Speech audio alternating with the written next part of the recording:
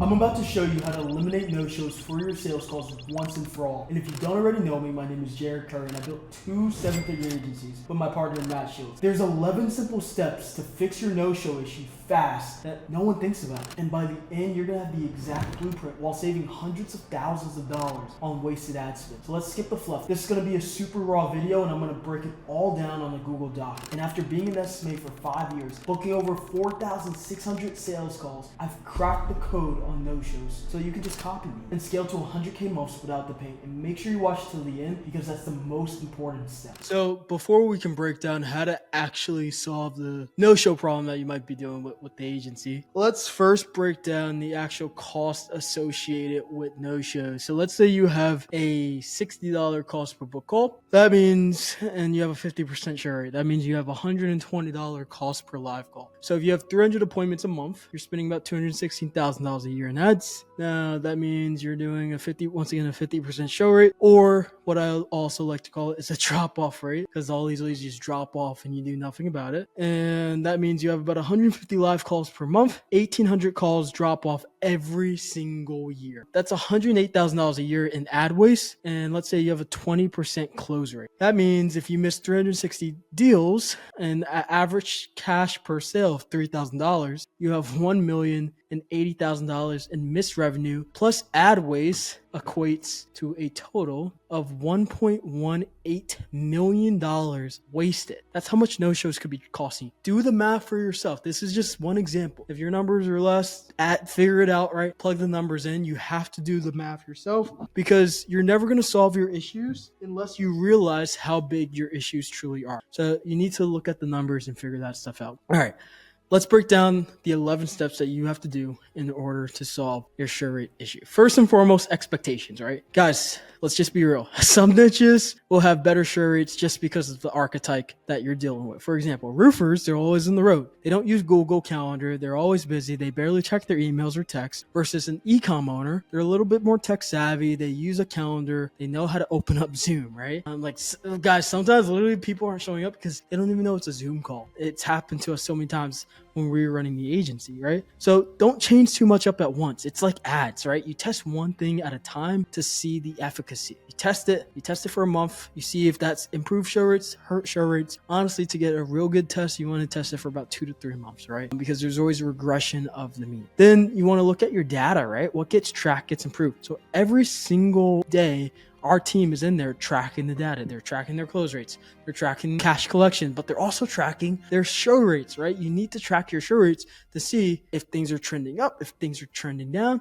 And we don't just look at it from a monthly standpoint. We look at it from a weekly and daily standpoint as well. You want to constantly track your numbers. What gets tracked gets improved. So if you don't have a data tracking, you need one. If you're in the agency boardroom community, you already have my tracking sheet. You need to make sure you are using that. It's super important. All right. So number 3 is the Hormozy tip. By the way, guys, I just have to say the show rate stuff that I'm showing you, it's going to be simple stuff that you just need to execute on. And if you do these things, it's going to work. Not everything in business has to be complicated. And so many agency owners are just doing things on hard mode for no reason. Let's just simplify it. So the Hormozy tip, right? He told us to just call. And whenever an appointment books, call them right away and see if they can talk now instead of 2 days from now. And think about it, right? Their pain or ambition is at an all-time high. They just saw your ad because your ad elicited all these emotions from them. And now is the perfect time to get them on a call to sell them, right? Speed to lead doesn't just apply to booking the appointment. It applies to getting the appointment to show up on a Zoom call right away, right?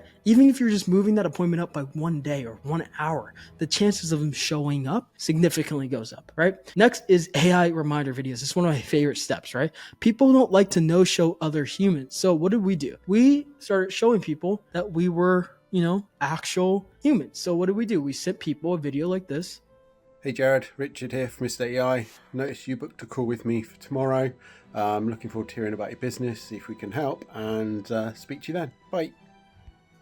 Don't you just love that British accent from Richard? Awesome guy. But that's in the AI, right? It's not the actual real Richard. It's an AI video, and he said my name in the video, right? So you need to send something out like that to prospects. Now, we had to do AI because we were getting thousands of appointments a year. So you need some, like in the beginning, we did it manually. Just start sending it manually for now and send people a video just so they know that you're a real human being. All right, next thing is response eliciting appointment reminders. And once again, community members, you have access to my snapshot if you're in the agency boardroom community. If you need it, feel free to just message me and we'll get that over to you. All right, so most agencies, they say this: hey, John, your appointment is locked in. See you in 1 hour. Here's the Zoom link. But instead, what you want to do is this: hey, John, quick question. Before our meeting in an hour, what market do you service, by the way? Or you could say, hey, John, do you have the Zoom link for our call in an hour? This forces the prospect to respond instead of just sending a reminder. We don't want to send reminders. We want to have appointment conversations, not appointment reminders. Send appointment conversations. You want to converse back and forth with the prospect and elicit a response. Next is the pre-call guide, right? We want to get people excited and show them that you're different before they even talk to you. They want to see this up front, or else they're just going to perceive this as a waste of time. And like everyone else, they're going to view you as a commodity instead of a rarity. Guess what? I don't no-show a rarity. I no-show a commodity. When I know that this is not your normal appointment, when this is not a normal conversation, I'm going to show up because I'm going to get excited because it's new. But they've had conversations with agencies before, and if all your reminders, if all of your sequences, if your thank you page, if everything looks the same, your ads look the same, your offer looks the same, why would they bother hopping on a call with you? Right? Guys, start thinking about how to just stand out, be different. And it's also going to increase your close rates. So you need some sort of pre-call guide like this, where you're pretty much telling people exactly what you do. And we even have FAQ videos, right? How much does our program cost? How does the program work? All of these great things so that people know before they even hop on the call with us what they're getting. It's so important. All right, cool. Next thing is the post-purchase ad. And we're almost done, guys. So this targets everyone who's booked a call in the last 7 days. And essentially, they're just going to get a ton of testimonial ads ran to them. And we're going to send them this collage ad. I'll show you. State AI. I got my first lead. 2 closings this week. $3,400,000 house. 5 million. 6 figures.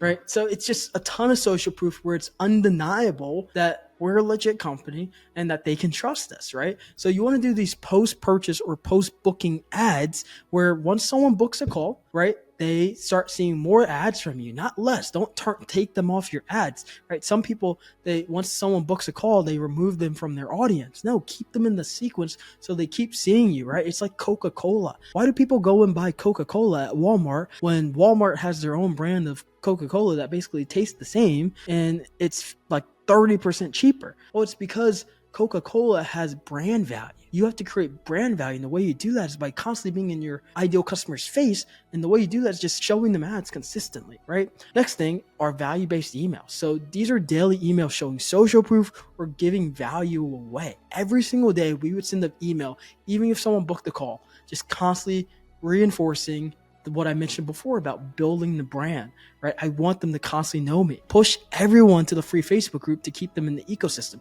So we would send people an email and it would be for like, let's say a free lead magnet. So here's a free training on how to grow your real estate business through getting Google reviews. And then they would click the link and they would have to join our free Facebook group, which had like 6,000 other realtors in it. But that kept people in the ecosystem. So even if they did no show, I still had them in my ecosystem. So eventually I could get them back. I could email them. I could call them. I could text them. They saw my post in the Facebook group. They stayed in the ecosystem, which is the most important thing. All right.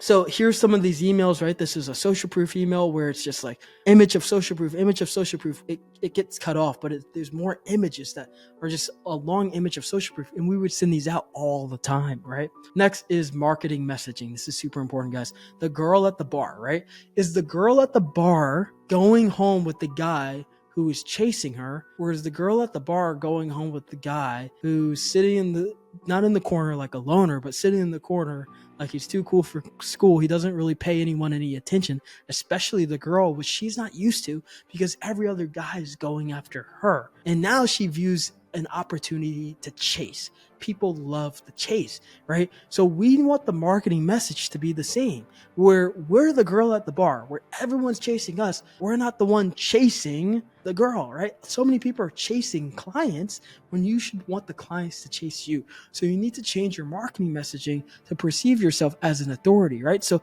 you have to tell people who shouldn't book a call, who should, if you're under 10K, don't even think about booking a call. If you have less than 20 employees, don't even think about booking a call. So many people are trying to attract clients, and because of that, they're actually repelling them.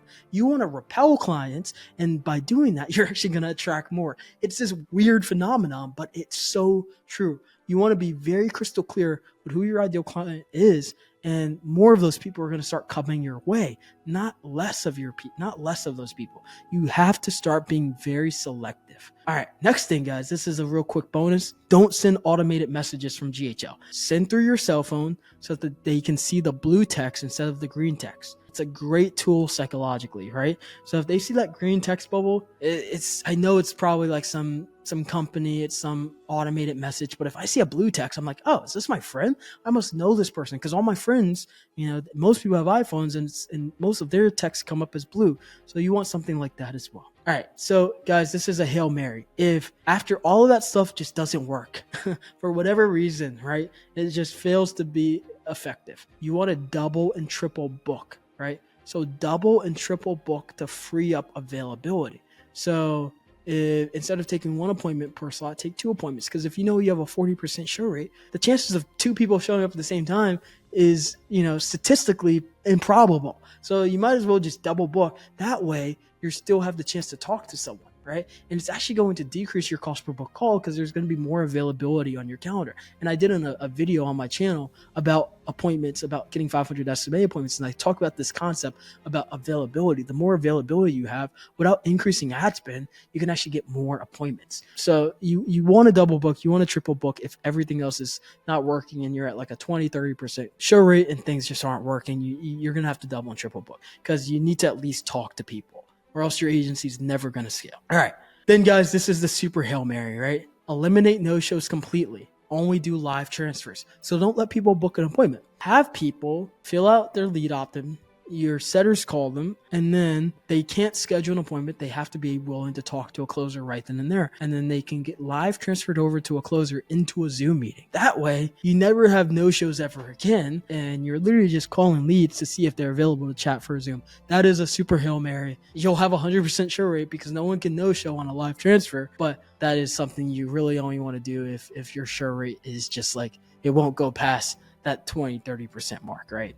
All right. Here's a quick bonus for you guys. If someone no-shows, you can send them this. This normally gets a lot of responses and can at least get people back on the calendar, right? One does not simply no-show on their appointment. And then also, you guys, goes back to the messaging I was saying about the girl in the bar. Put this on your funnel. We do not offer reschedules. If you're unable to make the time, do not book a call. If you do not show up for the call, you will not be able to book another. We are almost at capacity. We'll only work with brands that understand the following, right? What does this say? This says I have standards. This says that I'm not the one chasing. People should be chasing me, which goes back to the messaging that I said about the girl at the bar. I hope you guys got value from this. And that's how you solve your no-show problem once and for all. Now, I know this can feel overwhelming and you might feel lost or confused about what you're doing. Worse, you might execute on this wrong and have worse show rates, or maybe you just want my exact templates and snapshots that are proven to work. So if you want to solve your no-show issue and scale your agency to multiple 7 figures without doing it on hard mode, using the exact same model that has helped hundreds of agency owners reach 6 and 7 figures, even in competitive niches, then do yourself a favor, click the link in the description and see how I can help you. Thanks for watching, and I'll see you in the next one. Peace.